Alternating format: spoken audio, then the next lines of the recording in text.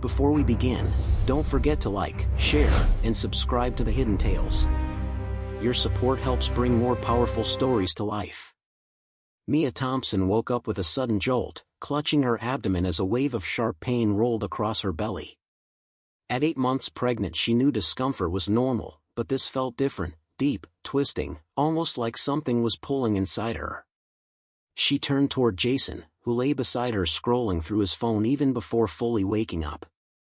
She whispered his name, then said it louder, trying not to sound scared, but the pain made her voice tremble. Jason didn't even look properly at her, he just sighed impatiently and muttered, "It's just the baby, you'll be fine," before rolling out of bed. He kept checking his phone, typing quickly as if in a conversation far more important than the woman carrying his child. Mia watched him, her heart aching more than her body. For months he had been distant, present physically but nowhere near emotionally. She asked him if he could stay home or at least wait a little while, but he brushed her off, saying he had morning meetings and couldn't be late. He dressed faster than normal, wearing cologne and a crisp shirt he usually saved for special events. Mia noticed everything, even the way he avoided eye contact. When the door closed behind him, she felt a heavy loneliness settle over her chest. She tried to calm herself, make breakfast, breathe through the cramps, but each step felt harder. She reached for her phone and called Jason, hoping he might answer if he saw her number enough times. He didn't. Every call rang and rang until it finally went to voicemail. She sat on the couch, one hand on her belly, whispering to her unborn baby that everything would be okay, even though she wasn't sure herself. By the time the pain grew sharper, Mia realized she was truly on her own. Jason was nowhere near work when he left the house. Instead, he drove straight to a luxury hotel downtown, where Vanessa Hart was waiting for him in the lobby, dressed to draw attention. She greeted him with a smirk, wrapping her arms around his neck and kissing him like she didn't have a care in the world. "Rough morning with the pregnant wife," she teased, her voice dripping with mock sympathy. Jason tried to laugh it off, telling her Mia was just being dramatic again, and that it was normal for pregnant women to exaggerate. Vanessa rolled her eyes and said he deserved someone exciting, not a boring wife who complains all day. Her words fed Jason's ego, making him feel wanted in a way he hadn't admitted he craved. They went upstairs to a room Jason had secretly booked, spending the morning indulging in the affair that had consumed them for months. All the while, Mia's pain grew worse at home, but Jason didn't want interruptions, so he deliberately turned off his phone, placing it face down on the bedside table. Vanessa, lounging in silk sheets, pushed him further, saying that once the baby arrived, he should divorce Mia and start a real life with her. Jason didn't argue. Instead, he repeated lies he had convinced himself were true, that Mia was overreacting, unstable, and always seeking attention. As they ordered breakfast in bed, laughing freely, Jason didn't spare a single thought for the possibility that Mia might genuinely need him. Back at home, Mia tried to stand but felt a sudden tearing sensation deep inside her. The pain was so sharp it knocked the breath from her lungs, and she collapsed onto the living room floor. Her vision blurred at the edges, darkening like curtains drawing shut. She tried calling Jason again, but her hands shook too much to tap the screen properly. Every movement felt like her body was splitting open. Crawling toward the coffee table where her phone had fallen earlier felt like an impossible journey, but she forced herself forward, inch by inch. When she finally reached it, she didn't call Jason again, she knew he wasn't coming. Instead, she dialed her elderly neighbor, Mrs. Parker, who answered on the first ring. Hearing Mia's voice shaking, she rushed over within minutes and found her lying pale and cold on the floor.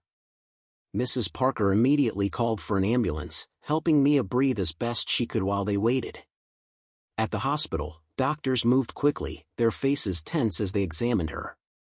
They explained she might be experiencing placental abruption, a complication that could endanger both her and the baby. Mia's heart pounded in fear as nurses prepared her for an emergency C-section. She begged them to try calling Jason again, they did, but once more, there was no answer. As the bright lights of the operating room surrounded her, Mia whispered a prayer, terrified that neither she nor her baby would make it in time. At the same time, in a glass-walled office several miles away, Mr. Reynolds stood at the head of a conference table, glancing at the empty seat that should have been Jason's. It was a mandatory meeting, one Jason had known about for weeks, and his absence was both unusual and unprofessional. As the team settled, murmurs began circulating. Two employees quietly mentioned seeing Jason earlier that morning entering a hotel with Vanessa Hart, the coworker they all suspected he was too close to. Mr. Reynolds felt a knot form in his stomach. He knew Mia was nearing her due date, and he had always admired her kindness when she visited the office. Concern outweighed annoyance. He tried calling Jason, once, twice, then 5 times, but each call went straight to voicemail with the phone switched off. His uneasiness grew into alarm. Something was wrong. If Jason wasn't answering him, maybe Mia knew where he was. With a deep breath, he decided to call her instead, hoping everything was fine but fearing the worst. Mia lay in the recovery room, her body numb from anesthesia and exhaustion. The harsh hospital lights seemed too bright, and every sound around her felt far away, as if she were underwater. She tried to keep her eyes open, but they fluttered shut against her will. Somewhere beyond her blurred vision, nurses hurried by, voices lowered yet tense.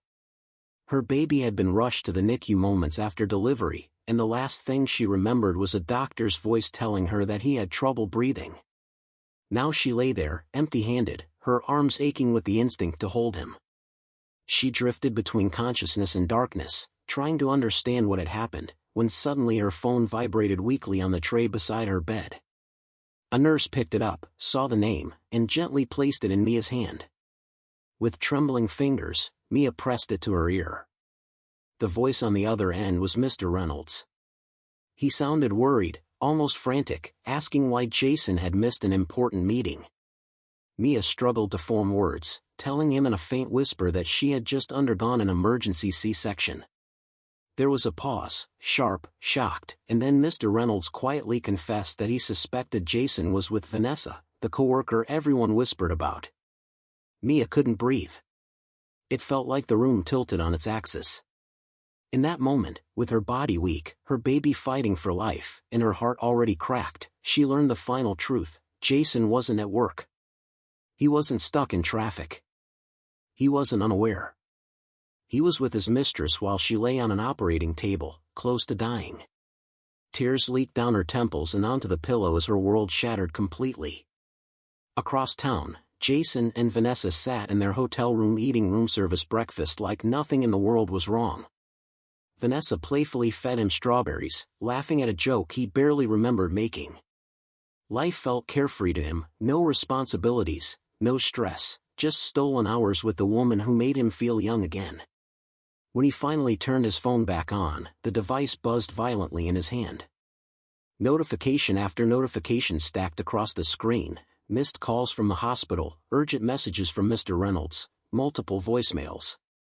His stomach dropped, the color draining from his face.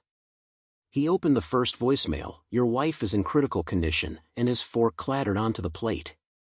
Panic surged through him as Vanessa rolled her eyes, telling him Mia was probably exaggerating again and that pregnant women always overreact. But Jason couldn't hear her anymore. Guilt and fear collided inside him, choking him. Without another word, he leapt from the bed, grabbing his clothes in frantic movements. Vanessa called after him, furious that he was leaving her mid-breakfast, but Jason didn't look back. The perfect morning he had imagined crumbled into dust as he ran out the hotel doors. When Jason burst into the hospital, the sterile smell of antiseptic hit him, and dread settled deep in his chest. He found Mia lying pale and fragile in her bed, tubes attached to her arms, her eyes swollen from crying. She looked like a ghost of the woman he once loved. A doctor stepped forward and told him in a firm, cold voice that if Mia had arrived even 10 minutes later, both she and the baby would have died. Jason's knees nearly buckled. He moved toward Mia, stammering apologies, but she turned her face toward the wall, refusing even to look at him. In a voice as cold as ice, she whispered, "I called you while I was bleeding inside. You turned your phone off." The words struck him harder than any punch. Jason broke down, begging her forgiveness, but Mia felt nothing, no anger, no love, just an empty numbness where her heart used to be. A short while later, Mr. Reynolds arrived, breathless and shaken after learning the truth of Mia's emergency. Seeing her weak and alone, he felt a deep shame on behalf of his employee.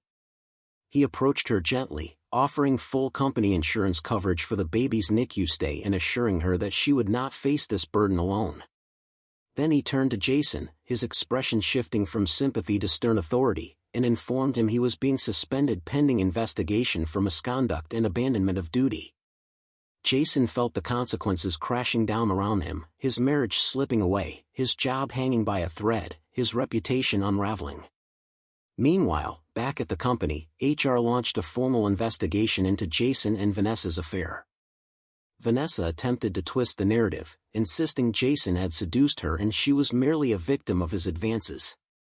But security footage of them entering the hotel together, along with witness accounts of their flirtation at work, told a different story. Mr. Reynolds fired Vanessa immediately. Enraged, she vowed to ruin Jason online, promising to expose everything. Jason was left standing alone, abandoned by the woman he risked everything for, humiliated, and terrified of losing the last pieces of his life. Days later, Mia finally held her newborn son for the first time. He was tiny, fragile, but breathing steadily against her chest. In that moment, she felt a strength she hadn't known she possessed. Jason entered the room quietly, eyes red and desperate, begging her for another chance. But Mia remembered the pain, the fear, the loneliness, his last dismissive words echoing in her mind, "It's just the baby, you'll be fine." She told him calmly that she was filing for separation. Mr. Reynolds, standing nearby, assured her she would have a remote job waiting for her once she recovered, giving her the stability she needed. Jason had no choice but to move out and face the consequences of his betrayal alone. As Mia rocked her son gently, she whispered to him, "You deserved a better beginning. And I promise you'll have a better life."